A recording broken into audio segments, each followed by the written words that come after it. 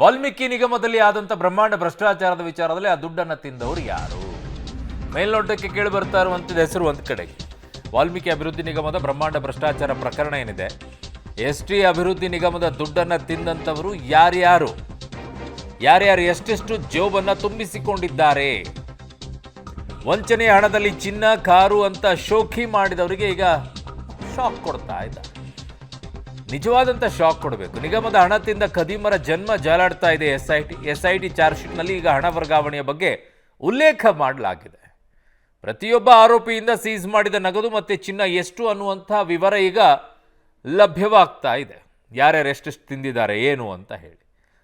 Shock ಅಂದರೆ ನೀವು ಅವರು ವಿವರವನ್ನು ಕೊಡೋದು ಶಾಕ್ ಅಲ್ಲ, ಕರೆಂಟ್ ಶಾಕ್ ಕೊಡಬೇಕಿಂತವ್ರಿಗೆಲ್ಲ, ಅವಾಗ ಕರೆಕ್ಟ್ ಆಗುತ್ತೆ. ವಾಲ್ಮೀಕಿ ನಿಗಮದಲ್ಲಿ ಆಗಿರುವಂಥ ಭ್ರಷ್ಟಾಚಾರದಲ್ಲಿ ಯಾರ್ಯಾರು ಎಷ್ಟೆಷ್ಟು ತಿಂದಿದ್ದಾರೆ? ಸತ್ಯನಾರಾಯಣ ವರ್ಮನ್ ಅವ್ರ ಮನೆಯಿಂದ ಸಿಕ್ಕಿರೋದು 10,95,00,000 ರೂಪಾಯಿ. ಅಯ್ಯಪ್ಪ, 10,95,00,000 ಸತ್ಯನಾರಾಯಣ ವರ್ಮನ ಮನೆಯಲ್ಲಿ.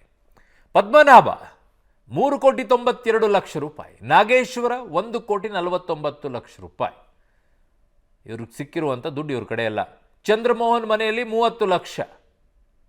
ಪಾಪ ಅವತ್ತು ಚಂದ್ರಶೇಖರ್ ಅವರು ಈ ವಿಚಾರದಲ್ಲಿ ಸಾವನ್ನಪ್ಪಿಟ್ರು. ಬಟ್ ಅದಕ್ಕೆಲ್ಲ ಕಾರಣೀಕರ್ತರು ಇವರೆಲ್ಲ ತಿಂದಂಥವ್ರು, ಬಕಾಸುರರು.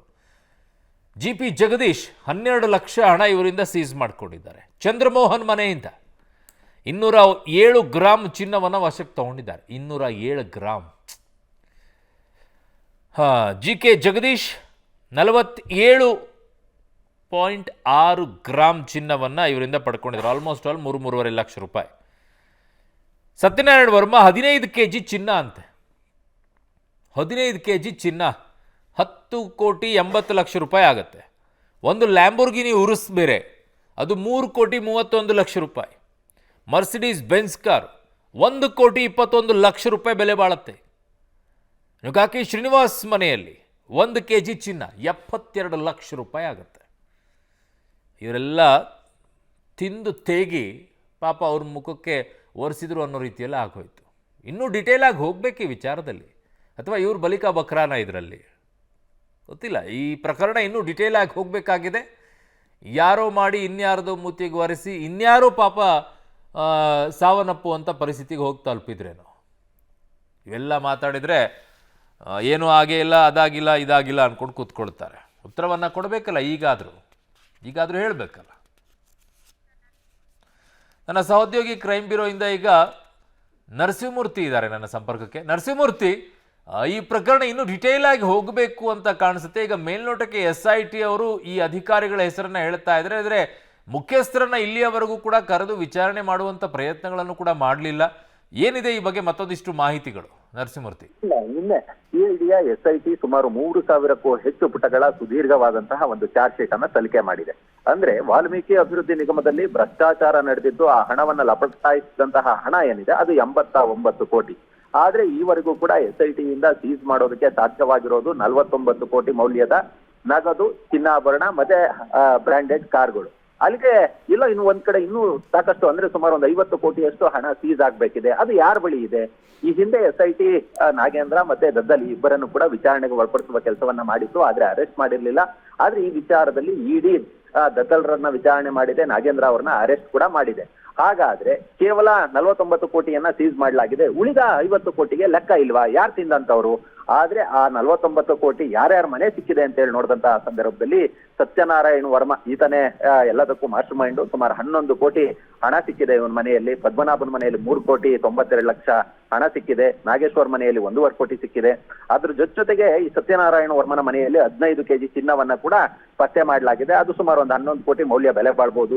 ಒಂದು 3.5 ಕೋಟಿ ಮೌಲ್ಯದ ಲ್ಯಾಂಬೋರ್ಗಿನಿ ಉರುಸ್ ಇದೆ, ಮರ್ಸಿಡೀಸ್ ಬೆನ್ಸ್ ಇದೆ.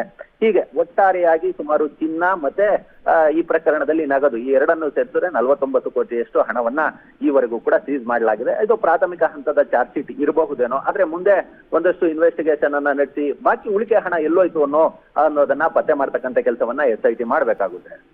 ನರಸಿಂಹಮೂರ್ತಿ, ಈಗ ಇನ್ನೊಂದು ಕಡೆಗೆ ಎಂಟ್ರಿ ಕೊಟ್ಟಿರುವಂತಹ ತನಿಖಾ ಸಂಸ್ಥೆ ಅವರು ಕೊಟ್ಟಿರುವಂತಹ ಮಾಹಿತಿಗಳ ವಿಚಾರದಲ್ಲಿ ಇದಕ್ಕೂ ಸಾಮ್ಯತೆ ಏನಾದರೂ ಇದೆಯಾ? ಅರುಣ್, ಈ ಪ್ರಕರಣದಲ್ಲಿ ಮೂರು ತನಿಖಾ ಸಂಸ್ಥೆಗಳು ತನಿಖೆಯನ್ನ ನಡೆಸ್ತಿದ್ದಾವೆ. ರಾಜ್ಯದಲ್ಲಿ SIT ರಾಜ್ಯ ಸರ್ಕಾರ ರಚನೆ ಮಾಡಿತ್ತು. ಹೀಗಾಗಿ CID SIT ಒಂದು ಕಡೆ ರಚನೆ ಮಾಡಿಕೊಂಡು ಅದು ಇನ್ವೆಸ್ಟಿಗೇಷನ್ ಅನ್ನ ಮಾಡ್ತಿದ್ರೆ, ಇಲ್ಲಿ CBI ಕೂಡ FIR ಅನ್ನ ಮಾಡಿಕೊಂಡು, ಅಂದ್ರೆ ಯಾರಿಗೆ ಕೊನೆಯದಾಗಿ ಹಣ ಹೋಗಿದೆ ಆ ಭಾಗದಿಂದ ತನಿಖೆಯನ್ನ ನಡೆಸುವ ಕೆಲಸವನ್ನ ಮಾಡ್ಲಾಗ್ತಿದೆ. ಉದಾಹರಣೆಗೆ ಬೆಂಗಳೂರಿನ ಯೂನಿಯನ್ ಬ್ಯಾಂಕ್ ನಿಂದ ಫಸ್ಟ್ ಫೈನಾನ್ಸ್, ಹೈದರಾಬಾದ್ ನ ಫಸ್ಟ್ ಫೈನಾನ್ಸ್ ಕಂಪನಿಗೆ ಹಣ ಹೋಗಿತ್ತು. ಅಲ್ಲಿಂದ ಯಾರ್ಯಾರಿಗೋಯ್ತು, ಕೊನೆ ವ್ಯಕ್ತಿ ಯಾರಿಗೆ ಹಣ ತಲುಪ್ತೋ ಅಂತವನಿಂದ ವಿಚಾರಣೆಯನ್ನ ನಡೆಸುವ ಕೆಲಸವನ್ನ, ಅಂತವನಿಂದ ಪತ್ತೆಯನ್ನ ಮಾಡುವ ಕೆಲಸವನ್ನ CBI ಮಾಡ್ತಿದೆ. ಇನ್ನು ಈ ಪ್ರಕರಣದಲ್ಲಿ ಈಗಾಗಲೇ ಇಡಿ ECIR ಅನ್ನ ದಾಖಲು ಮಾಡಿಕೊಂಡು ಒಂದು ಹೆಜ್ಜೆ ಮುಂದೆ ಹೋಗಿದೆ. ಒಂದು ಹೆಜ್ಜೆ ಮುಂದೆ ಹೋಗಿ ಮಾಜಿ ಸಚಿವ ನಾಗೇಂದ್ರ ಅವ್ರನ್ನ ಬಂಧನ ಕೂಡ ಮಾಡಿದೆ. ಮತ್ತೆ ಈ ಸತ್ಯನಾರಾಯಣ್ ವರ್ಮನನ್ನ ವಿಚಾರಣೆಗೆ ಕೊಡಬೇಕು, ಅಂದ್ರೆ ಬಾಡಿ ವಾರೆಂಟ್ ಮೇಲೆ ಕಸ್ಟಡಿಗೆ ಕೊಡಬೇಕು ಅನ್ನೋ ನಿಟ್ಟಿನಲ್ಲಿ ಕೋರ್ಟ್ ನಲ್ಲಿ ಅರ್ಜಿ ಕೂಡ ಸಲ್ಲಿಕೆಯನ್ನ ಮಾಡ್ಕೊಳ್ಳಲಾಗಿದೆ. ಆದ್ರೆ SIT 2 ಬಾರಿ ಅದಕ್ಕೆ ಅಬ್ಜೆಕ್ಷನ್ ಅನ್ನ ಹಾಕೊಂಡು ಇಡಿ ವಶಕ್ಕೆ ಕೊಟ್ಟಿಲ್ಲ. ಹೀಗಾಗಿ ಈ ಪ್ರಕರಣದಲ್ಲಿ ಮೂರು ತನಿಖಾ ಸಂಸ್ಥೆಗಳು ತನಿಖೆಯನ್ನ ನಡೆಸ್ತಿದ್ದಾವೆ. ಫೈನಲಿ ಏನು ಅಂತ ಹೇಳಿದ್ರೆ, ಜನರ ದುಡ್ಡು, ST ಅಭಿವೃದ್ಧಿ ನಿಗಮದ ದುಡ್ಡು, ಈ ದುಡ್ಡು ಯಾರ್ಯಾರು ಲಪಟಾಯಿಸಿದ್ದಾರೆ ಅಂತವ್ರಿಗೆ ಶಿಕ್ಷೆ ಆಗ್ಬೇಕು, ಆ ಹಣ ಮತ್ತೆ ಅಕೌಂಟ್ಗೆ ವಾಪಸ್ ಆಗ್ಬೇಕು. ಆ ಜನಾಂಗದ ಅಭಿವೃದ್ಧಿಗೆ ಈ ಹಣವನ್ನ ಬಳಸಬೇಕಾಗುತ್ತೆ. ಓಕೆ ನರಸಿಂಹಮೂರ್ತಿ, ನಿಮ್ಮೆಲ್ಲ ಮಾಹಿತಿಗೆ ಧನ್ಯವಾದಗಳು.